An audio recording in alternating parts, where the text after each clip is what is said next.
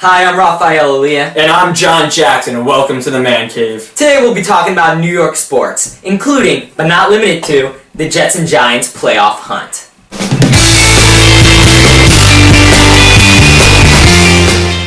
First on our agenda today, we'll be talking some basketball. Specifically right now, the Knicks. And, the whole season they've been better than expected. People expected them to be a lot worse, but, between Porzingis, Melo's been doing good and he's healthy. They've been getting a lot of production out of the players that they signed in the offseason.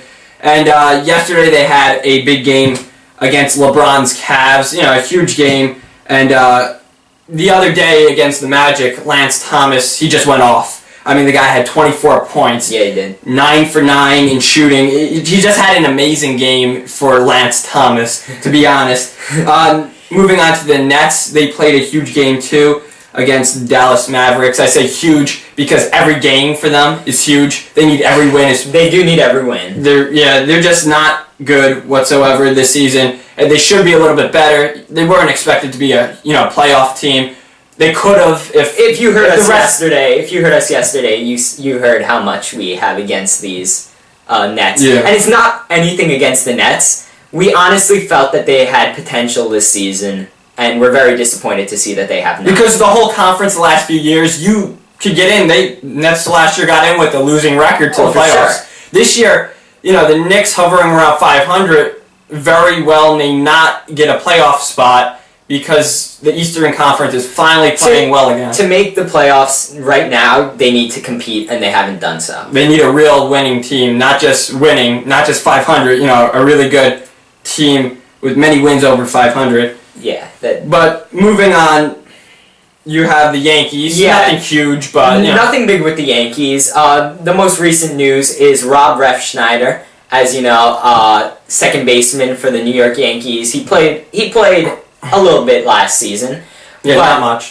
He didn't play a lot, but it did give him the right, apparently, to speak out against Starlin Castro's role as the starting second baseman. He seemed disappointed that he was not given this position. But he didn't really show it, though. He didn't show it. It was pretty he said, I have no reaction. It was pretty evident.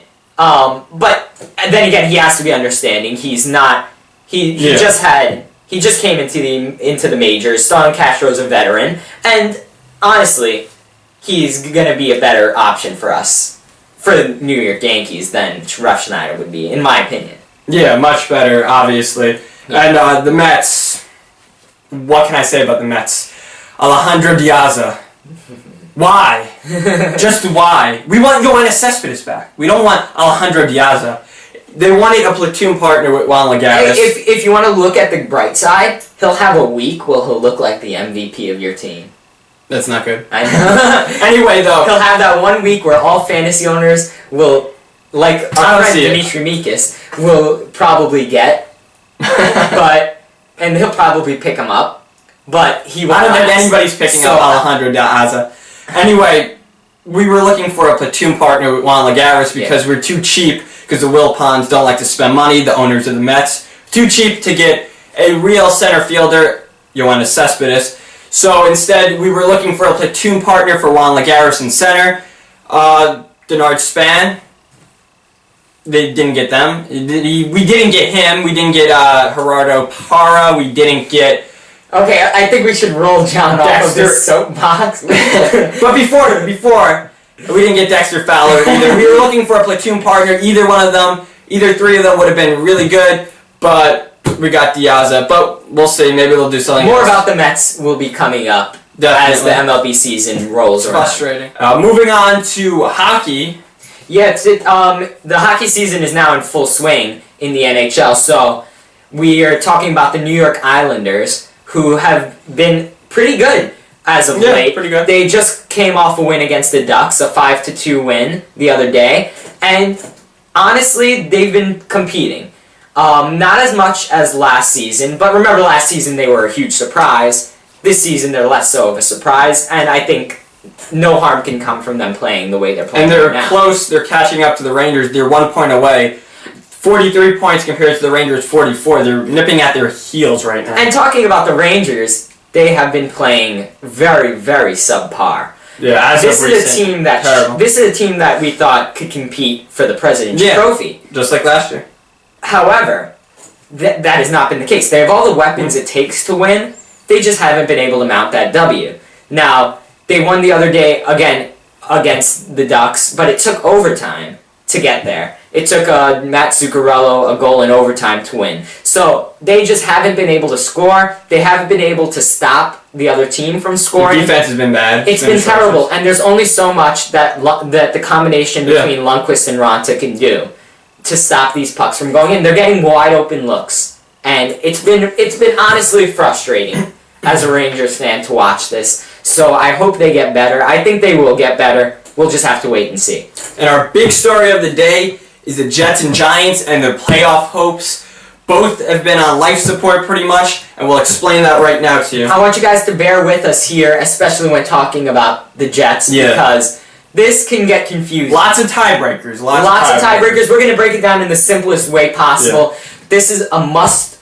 This is how they can win. This is how they could make the playoffs on a 2-win basis and on a 1-win basis. John, you'll take it. Yeah, okay, so Jets want to make the playoffs. They have 2 scenarios, like Raphael said. They win out. They win the next 2 games against the Patriots and Bills, and if that happens, they got to hope for one of the 3 scenarios. They got to hope the Steelers lose 1 game, and they have an easy schedule. They got to hope the Chiefs lose 1 game, they have an easy schedule. They're facing the Raiders and the Browns. Yeah, very easy schedules. Or, this is actually the most logical, the Broncos lose 1. In our opinion, of course, yeah. Broncos lose 1 game, and they're playing the Bengals this Sunday. We're predicting that that's a definite, a maybe for them to lose to the Bengals. Now, we have a little bit of an axe to grind against these Broncos because had they have just held on last Sunday, a win out by the Jets would have guaranteed us a playoff spot. We would have had a playoff spot. So thank you, Brock Osweiler. Thanks a lot. If you happen to be watching this, first of all, find a better channel. Second of all, why, man? Why? Dude. Come on. Anyway. So now the Jets are playing the Patriots and the Bills. Most would say we do not have a great chance of winning both of those games. Most would say we're going to probably lose to the Patriots. Tell us what we have to do if we lose to the Patriots. We lose to the Patriots. This is the next scenario.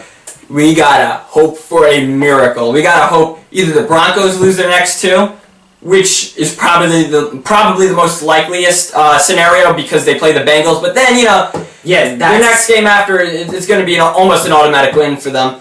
But we also have to hope that the Chiefs... it's an either or. Yeah, either or. Yeah. We have to hope either that happens, the Chiefs lose out their next 2 games. Very easy schedule. They play the Raiders and the Browns. I don't see them losing. It's not going to happen. Steelers would have to lose out. That's our last scenario. And that happening, again, they have an easy schedule too. Honestly, very unlikely. Honestly, the Jets have to beat the Patriots because if the Jets beat the Patriots and the Bills, and we're not talking about the Bills because we're saying if the Jets could beat the Patriots, they should be able to beat the Bills. But let's say they beat the Patriots, they win out. I think it's pretty logical to say that one of the other teams will lose 1 game. We're asking for that entire division, that entire conference to just go. What is it? 6-1, 5-1. If they go 5-1, yeah, all together between the 6 games that all 3 of those teams play, that's logical. We win out, and then we're in the playoffs. That's much more logical than saying that one team will lose both of their last games. I don't see any of those 3 teams losing their next 2 games. No. So honestly, that's going to be a big game. I'll be at that game. It's going to be exciting. It's going to be exciting. I'll try to get you some clips of either happy Jets fans or Jets fans in tears, me being one of them. So we'll see how that goes. And now let's go to the Giants, who have a much simpler scenario to deal with. But sadder schedule. Oh, much more scenario. Depressing. Yeah, much more depressing. Take it away. I'll put this plain and simple. They have to win out. Yeah. And the Redskins can't win a game. Simple. Redskins have to win. Redskins have to lose their next 2 games. Giants have to win their next 2 games. That's it. Conference records and division records hold that the Redskins right now mount the Giants if they have the same record. So if the Giants only win 1 game and the Redskins lose out, they'll end with the same record. But the Redskins, because of division records and conference records, will advance to the playoffs. We'll leave it there. We'll leave it there. Tune in to us on Monday for our debate section, where we'll be debating Pete Rose's Hall of Fame ban. We want to wish you all a Merry Christmas and a Happy Holiday. This is Raphael Leah and John Jackson. I'm John Jackson. And this has been the Man Cave.